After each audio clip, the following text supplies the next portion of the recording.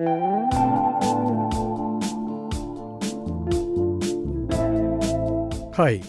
I'm Greg Lefebvre, the creator and host of the Compulsive Storyteller podcast. Welcome to another segment of Pass the Mic, where once or twice a month we invite a talented guest with a great story to join us on the pod to tell their story. Then I follow up with a story of my own about the same subject. Today we have the creator of the Square Peg podcast's Rob Collins' account of how a mistyped email changed his life. In this episode, Rob and I are going to talk about our compulsive storytelling, starting off with Rob interviewing me. You can find Rob's podcast at squarepegpodcast.com. And now, here's our story.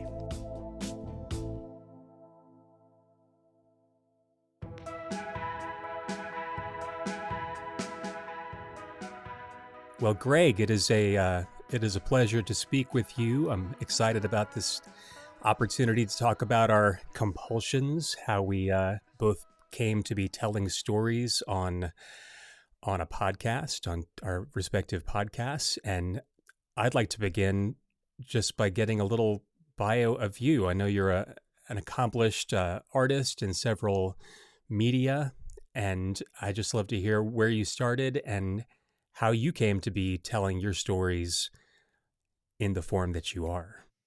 I started as a child. My family, everybody told stories at the dinner table.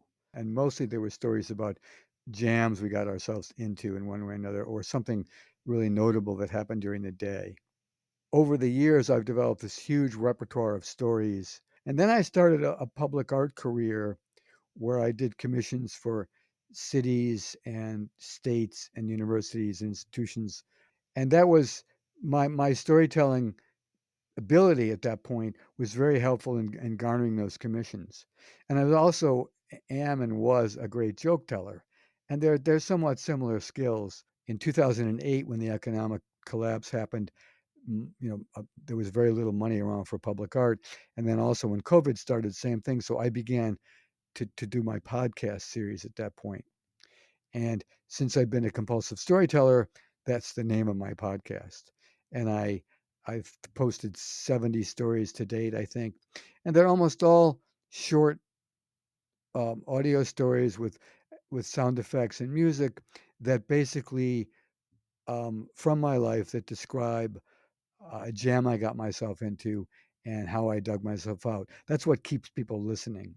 A couple of things I want to you mentioned being a great joke teller, and I feel like that's what's the old saying of theater, if you see a gun in the first act, it better show up again in the third act. So I won't put you on the spot at this moment, but I'm going to ask for a joke before we're finished.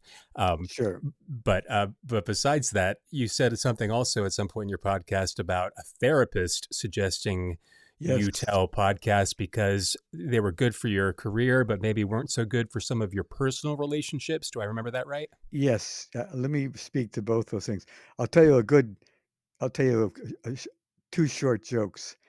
You may want to cut one of them, but one of them is a great, it's sort of a clean, dirty joke. And that is an old guy says to his wife, "Let's go upstairs and have sex."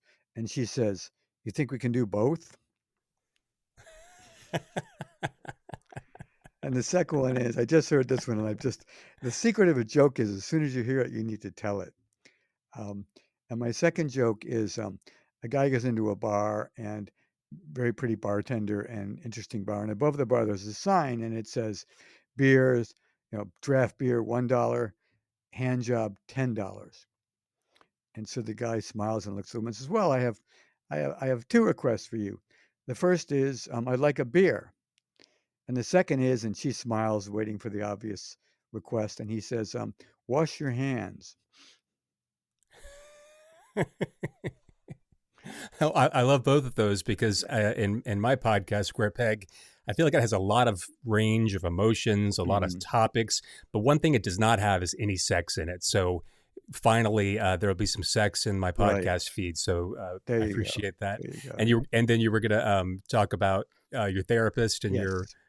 I realized in my middle years that I really was an obsession and I couldn't control myself. And when I got when I had a few drinks under my belt at a dinner party, for example, I would just start telling my stories, and people were engaged, and people, by and large, liked it, but certainly not my significant other, my closest friends, and my wives. I've been married 3 times. Um, got tired of it, which I totally understand.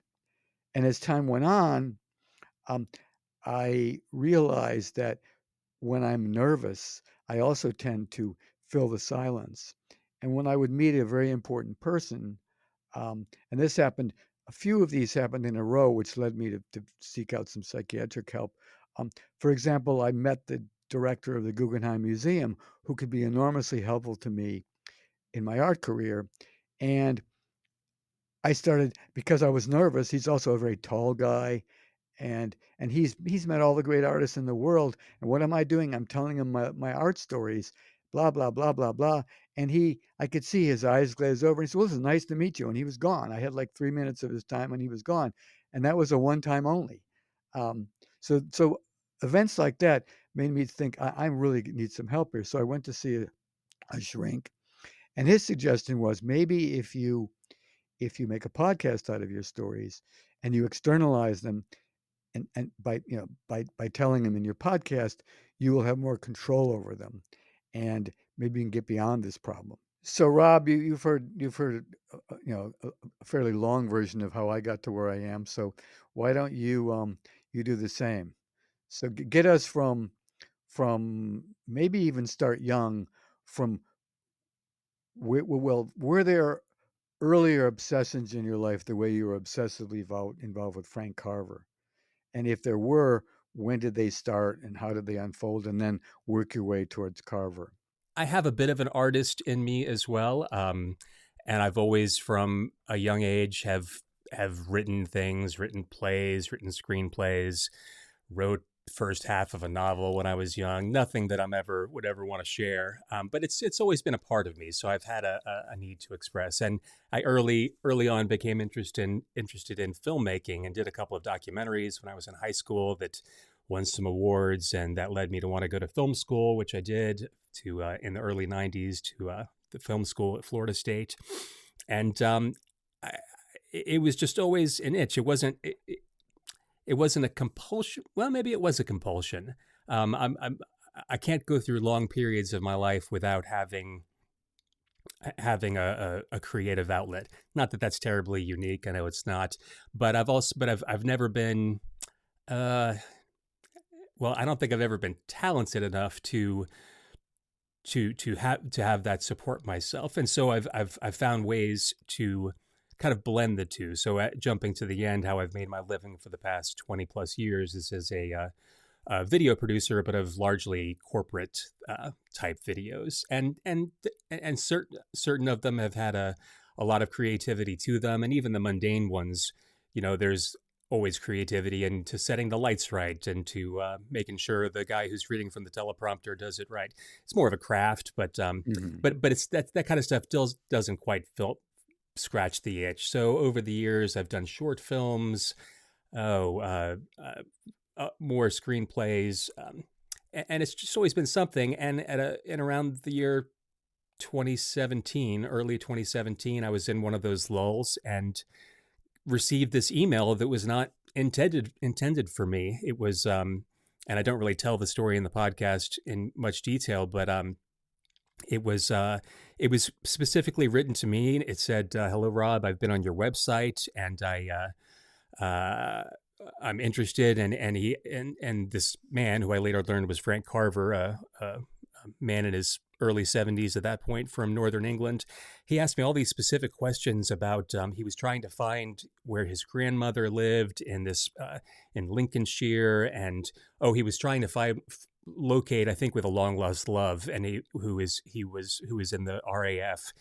But he was asking me all these obscure questions about geography in Northern England. It was pretty clear that it wasn't intended for me. At that point, I'd never actually been to England, and and it was just, I almost just hit delete. And maybe I should have, but there was just enough. He talked about how his grandmother lived next to a skunk farm. And it was, if nothing else, it was skunk farm that made me hit reply to say, Frank, I don't think this is intended for me, but I'm curious, how did you find me? You're on my website. I just couldn't figure that out. And then what the hell is a skunk farm? Um, that led to some emails back and forth, and it turned out he was on the website of a blogger, a British blogger named Rod Collins, ROD. And at that point, and he just wrote a blog about all sorts of things in Northern England, and he was trying to contact that guy, and that guy's at that time on his website to contact Rod Collins. He didn't have a hyperlink. He had, I don't know if you've ever seen this. I don't think they do it much anymore, but to cut down on spam, it was just a little JPEG that had his email address spelled out, and it was rod@rodcollins.com. And so Frank had to manually type that email address into his Right. email program, and he swapped the D with the B, and instead he reached rob@robcollins.com. Right. And and so that was revealed. But then I came to learn that the reason he made that typo in part was that he was nearly blind. He couldn't see very well because 50 years earlier, allegedly, his older brother, while they were both in the army, stabbed his eye out with a drinking glass, and that led to a lawsuit against the Ministry of Defense. And to this day, 50 years later, he was trying to get his elderly brother thrown in jail. And, I may not be a great artist, but I know a good story when it comes to me. So initially, I was just, boy, I've got to do something with this. He had written a book. He sent me a copy of that. Fascinating life. I thought about doing some sort of video because that's what I do. And at about that time, the podcast S-Town came out, done by Brian Reed and the This American Life folks. And there was some similarities in how the protagonist in S-Town contacted the podcaster. But I just love the way he told the story. And I love that kind of This American Life kind of audio storytelling anyway. And I just thought, what the hell? I'm up for something new. I've got all the equipment. I do audio for my own videos. Why not turn this into a podcast? So I started recording some Skype sessions with him, really got into the depths of his story. And 5-6 months later, I just thought, what the heck? I've got a little extra money in my bank account. I'm going to go to England and investigate this thing. And I say in the podcast that it's was a bit of a midlife crisis, and maybe that was true, maybe it wasn't. But I was seeking both a creative outlet and an adventure. And then the story once, and I'll try not to give away any spoilers to what happened. But it won't shock anyone who hasn't heard it to know that this Frank story didn't turn out to be quite exactly, things were not quite exactly as Frank said. Right. And that led to a kind of a second phase in the story where I had to figure out what was up with Frank. Why was he the way he was? He had received several mental health diagnoses over the years. I'd seen reports from psychiatrists because as part of his lawsuit, he had to be examined, and it was public record.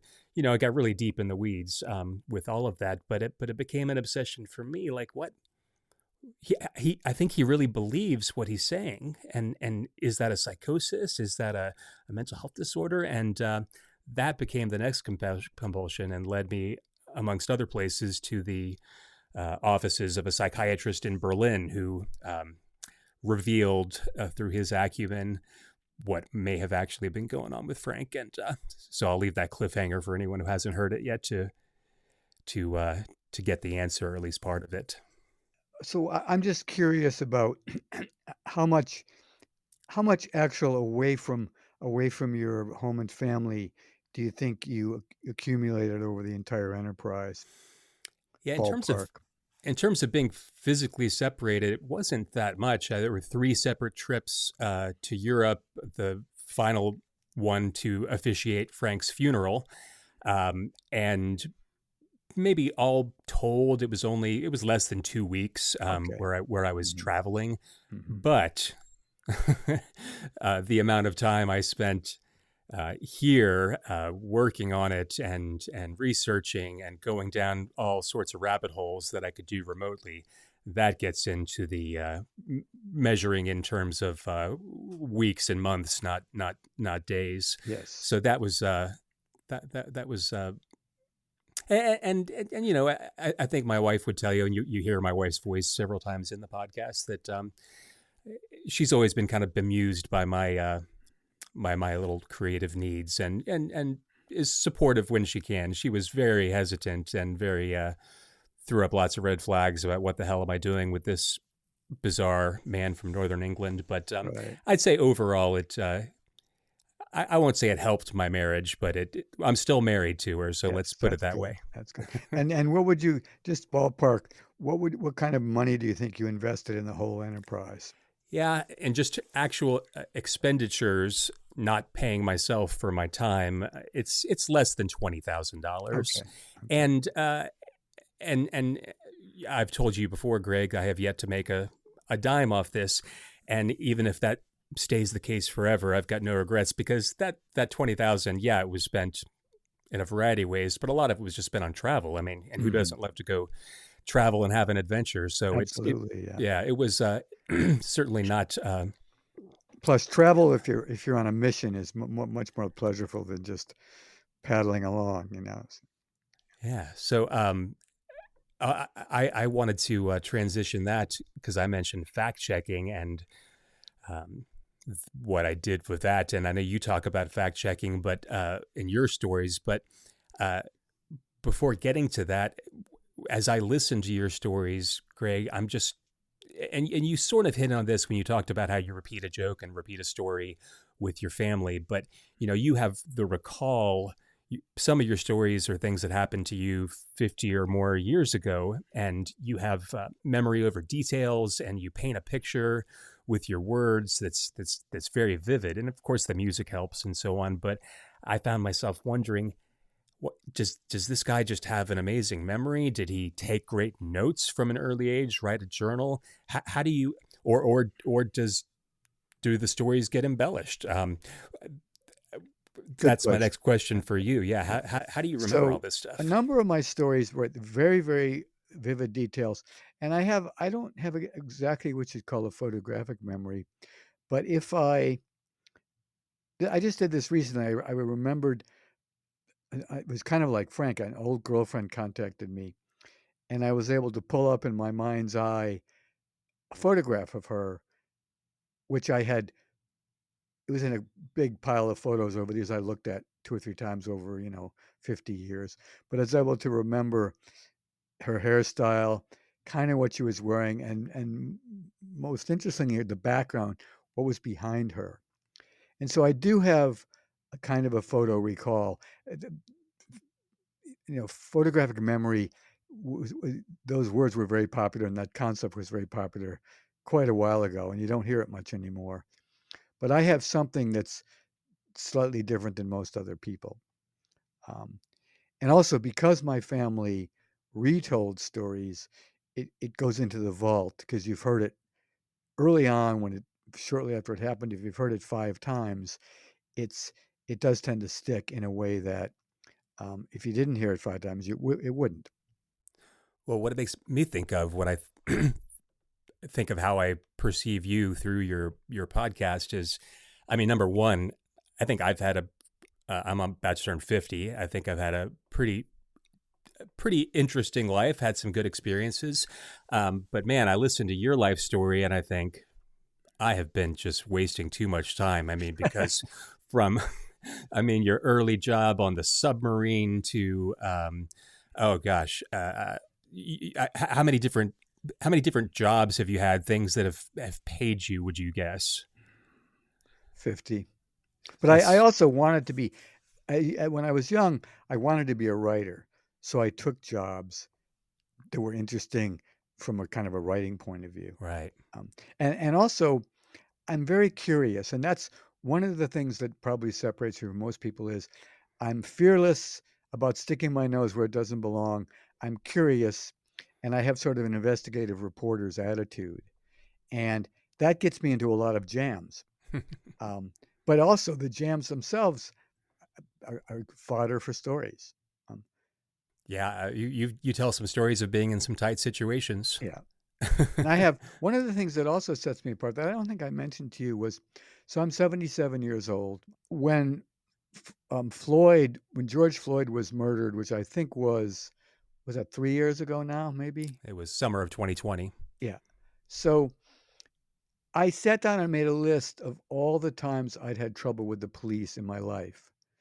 And so I came up with 36 different very negative interactions with the police. And the first one bears telling because it was the beginning. Um, I used to hitchhike home when I was in college from Boston, where I was going to school, to my parents' house, which was out in the countryside outside of Albany. And the best way for me to hitchhike was to get off between exits on the New York State Thruway, and then I would climb the perimeter fence and go down through a little pine woods to a country diner where I would call my mother. She'd come and pick me up, and it was a very short hop to the house. Whereas if I'd gotten off at the an exit, it was a much longer drive or in either direction.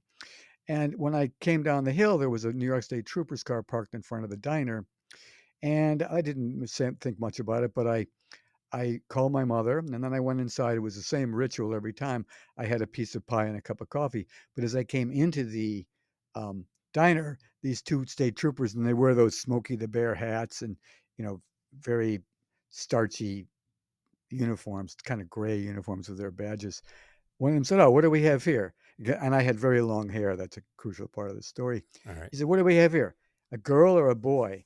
And I said, "A fucking boy." Bang. They both grabbed me, dragged me outside, um, pushed me against the car, kicked my legs apart, had my Oof. hands up on the hood. And at that exact moment, my mother came around the corner in our car and saw what was happening. And she just was brilliant. She sped right up to us, just the way the cops do it when they're stopping some kind of an altercation. And they had to actually jump back. And she said, "What's going on here, officers?" And they said, "Is this your son?" And she said, "Yes, it is my son." And they said, "Well, you should teach him some manners." And I said, "No, no, you should have manners and not be asking if I'm a girl or a boy." And so my mother then said, "Well, I guess we're finished here." And but here's what was beautiful. She backed up a little. I got into the car. She backed up a little bit. She made a U-turn, and then she stepped on the gas of the cinders, just peppered the policeman, and off we went. And that was my first sort of negative interaction with the cops, and it sort of set the tone for my whole life, not being afraid. And that's ultimately, I'm a very slow learner, and what I finally learned was to say yes sir, no sir, I'm sorry sir, it'll never happen again. Mhm, But it mhm. took me, I mean, my most recent altercation was with some police in Tiananmen Square, which was only like 8 years ago. Oh, wow. And and so I have always spoken my mind, and I've been very lucky. I've been beat up, I've been jailed, but had I been a person of color, I would be dead many times over Mhm. by now. So Yeah. Wow. yeah, Oh, I can't let that pass without asking you a little bit more about your mother. And I want to point people. I mean, there's so many great episodes, but the episode where you talk about your mother, remind me of the title. it's called Me Too, Mom. Me too, mom. Oh, please listen to this. And I don't want you to tell the entirety of it, but I do want you to say a little bit about because when I imagine your mother coming into that scene. I'm imagining your mother, the pilot. Yes. So my mother was one of the first female pilots in World War II. The Air Force started something called the WASPs, which was Women's American Service Pilots. And they were losing a lot of fighter pilots in Europe being shot down, and they were trying to figure out a way to get more pilots. And they thought, well, if we, a lot of pilots are teaching how to fly in the Air Force. If we taught women how to teach men how to fly, then those seasoned pilots could be released for combat duty immediately. So they chose 1,000 out of 10,000 applicants um, to train how to teach flying. And so my mother was one of the women chosen, and she was trained at Sweetwater, Texas Air Force Base. And because being who she is, and she's just a strong, forthright, fearless woman, um, she had trouble almost immediately. She was giving a fellow a flight test, and he decided to buzz the tower to show her a thing or two. And he managed to hit the equipment on the top of the tower and strip the landing gear from the plane. And they had to land with a foamed runway, and she brought charges against the guy. And this was a base where there was like, I think, 100 women and 10,000 men. And during the trial, and the guy was sentenced to a year in military Mm. prison. She had death threats and was they had to move her to another job.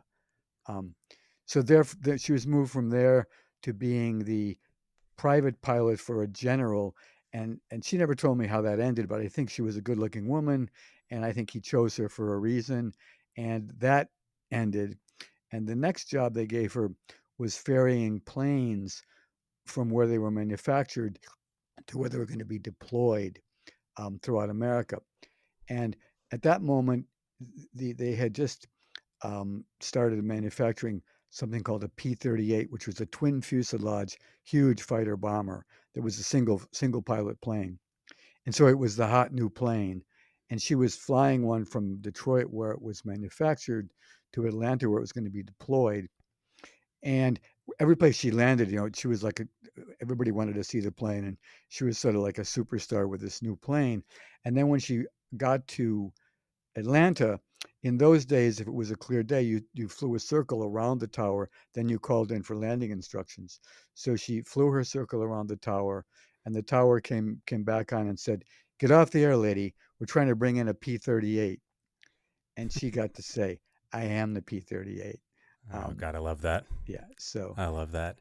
Well, and I want to ask too. I don't want to get too psychoanalytical, but we talked when we talked the other day about you and I have in common that we've, if not had more friends who are women than men, at least have had more women friends than the typical guy. And in one of your yeah, episodes, you talk about how you think that that a lot of men, and you said maybe especially in years gone by, may be straight men, may love women, but may not actually like women all that yep, much. And exactly. when you it's not escaped some listeners' attention for Square Peg that aside from Frank and me, well, and I guess in the psychiatrist, I kind of surrounded myself with women to help me tell the story, and I've always been drawn to women as friends and as colleagues, and I just wonder, having a mother like you had, who was so strong and told stories and had those experiences, how do you think that shaped how you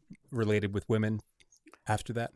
Um, so after the war, she bought her own plane. She was also very an enterprising businesswoman. She just found ways to make money.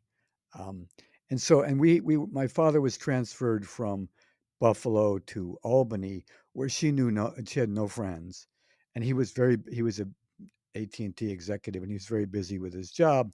And we also rented a barn on a farm which had been renovated into an apartment on a hill overlooking Albany. And so it was a very kind of isolated place. She had a big garden, and she and I did a lot of day trips in her plane, and we went all over the place. Um, and it was just, I guess, because it was happening when I was so young, I didn't think it was that exceptional, but we had many, many adventures. And my art, a lot of the art I do that's underfoot, I think relates back to flying around with her. And she never tired of pointing out different features of the terrain from above, like what a drive-in theater looks like and what a irrigation circle looks like.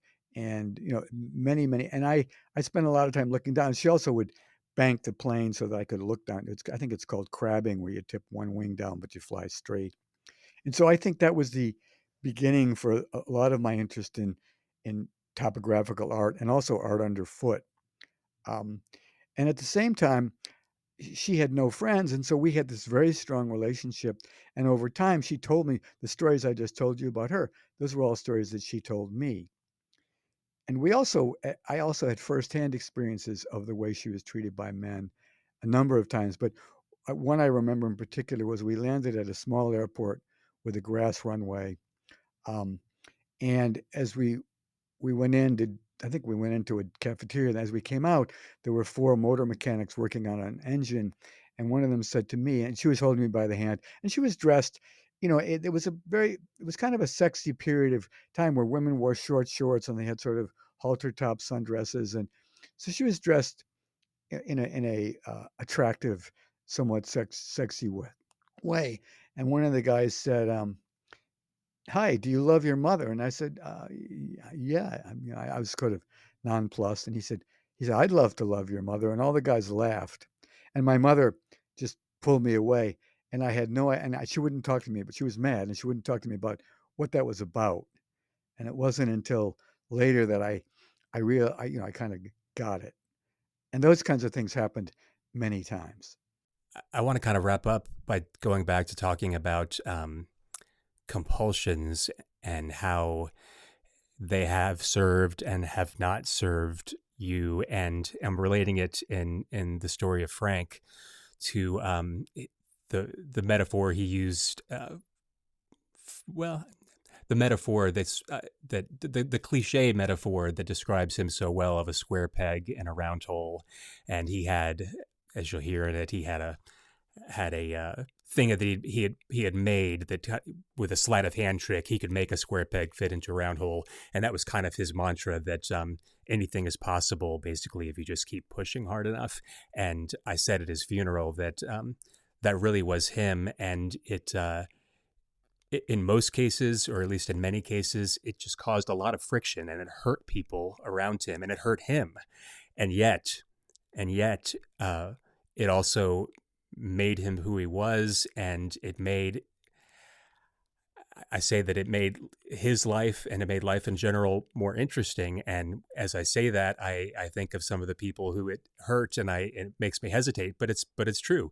When you don't kind of accept life on life's terms, and have a compulsion, and it it it just makes life less boring. And I wonder if you view your compulsions that way, since you see the dark and the light side of them so well. Um, I don't think, I mean, consciously, it makes sense what you said. I don't think I thought of it that way.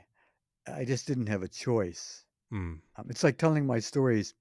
I'm still, like last night, I was at an opening at the Guggenheim, and a friend and I sat outside on the wall of the Guggenheim, and I caught myself.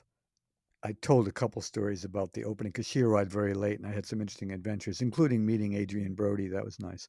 We had a long chat, but I caught myself and turned the conversation toward her and asked her a bunch of questions, which is the mechanism I've learned that works best, is just to keep focused on others. So, but I don't think I was been consciously aware of making my life more interesting. Um, but I certainly never get bored. I mm, can. I mean, I am. I can't think of a time when I'm bored because I just have a long list of things I want to do. And part of that's my mother's energy. My mother's family, they were all pushing forward. They were all go-getters. That's an old term, but um, and I have a lot of that too. So um, I just, like for example, retiring. And artists by and large don't retire anyway. But the idea of retiring, it's like a kind of a joke to me. yeah. Um, could you also, just to wrap up, suggest maybe 2 or 3 episodes of The Compulsive Storyteller that you'd recommend to for people to get a flavor for it? The episodes I would recommend, it's very hard to choose. Um, would be Me Too Mom is a good one. That's Mm. sort of a tragedy. Um, there's another one called Fantasy Phone, which is um, I don't know how to describe it. It's I had a relationship with somebody who became sort of the founder of the phone sex Yeah. industry. Oh, yeah. Yeah. Um, That's a great and one. and then I have another one called Love is a Bitch. And it's about a woman, a real con artist who came into my life and completely took advantage of me. Oh, And that's the just eight brutal million story. $8 million lawsuit or something like Yes, that. $8.4 million lawsuit. Yes. Well, if you'd allow me, I'd recommend a couple more that I enjoyed, which were and Dog Graffiti was Yep. really funny, Thank you. Yeah. and the one I alluded to when talking about your job in a submarine is called, I believe it's called Mario and the Atomic Hard Hat. Did I get that right? Yes. Yeah. I Yeah, wrote it that down. was I really liked that one. That was Oh my gosh, I was really proud of the writing, and the character was an character of unbelievable Mario character. is He's not fantastic. unlike Frank Carver in some ways. Yeah, Um, that's a good point. Yeah, Frank did kind of like throw in a spanner in the wrench, exactly. There you as they go. say. Yeah, A spanner in the works. Um, spanner in the works. That's exactly right. I think that's um, the name of one of his chapters, actually. and one Um, more I would yeah. recommend. That's a funny one. Is called Ratatouille 2. Yes. It's that's Oh, definitely that poor a French good chuckle. diplomat.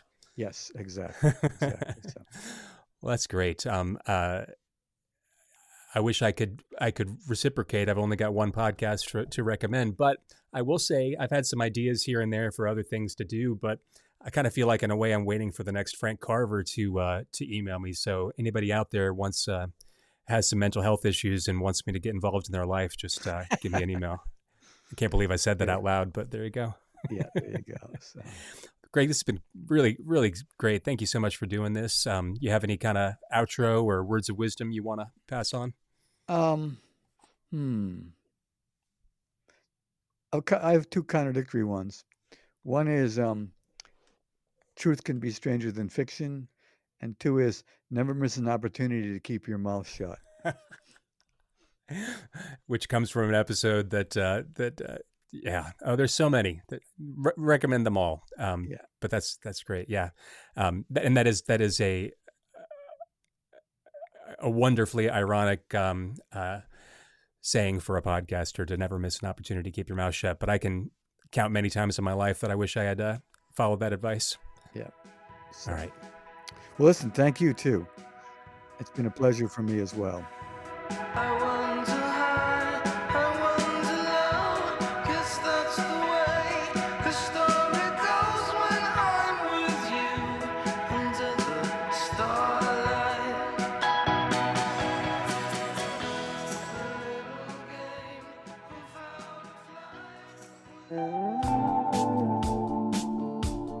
to fly. Hi, this is Greg from The Compulsive Storyteller. There's a great new podcast from Consequence Media, The Spark Parade.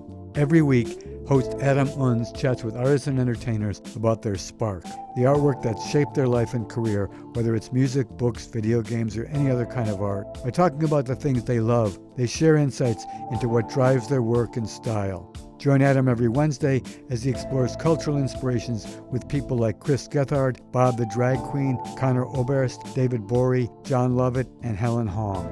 Listen to The Spark Parade wherever you get your podcasts.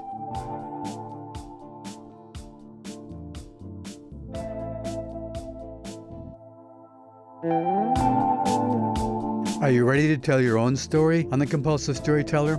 We're launching a new segment of guest storytelling, and we want to hear your stories. Email a voice recording to hello@thecompulsivestoryteller.com. I'll play selected stories on upcoming episodes. Try to be as clear as possible in your recording, and we reserve the right to lightly edit them for length and clarity. Leave your name or contact information in your voicemail or email, and let us know if you'd like the story to be anonymous. I can't wait to hear from you. The Compulsive Storyteller is now co-produced by Greg Lefebvre and Fadia Montserrat, who's also arranged the music and created the special effects. Emily Ramon does design, research, editing, and marketing. Peter Kokoma has made our theme music and for many seasons co-produced the show with me. If you enjoyed this week's episode, let us know. You can find us on Instagram and Facebook at The Compulsive Storyteller, and we'd love to hear from you. This podcast is independently produced, so we really appreciate all your help and support. Share the show with your friends, subscribe on Apple, Spotify, or wherever you get your podcasts, and please leave a review. You can also check out our website, thecompulsivestoryteller.com, for more information. Thanks for listening, and if you didn't like this one, the next one will be another story. All characters and events portrayed in this podcast are based on my truth, with some names and facts changed for privacy. The conversations and dialogues are based on my best memory, but are not word-for-word recreations.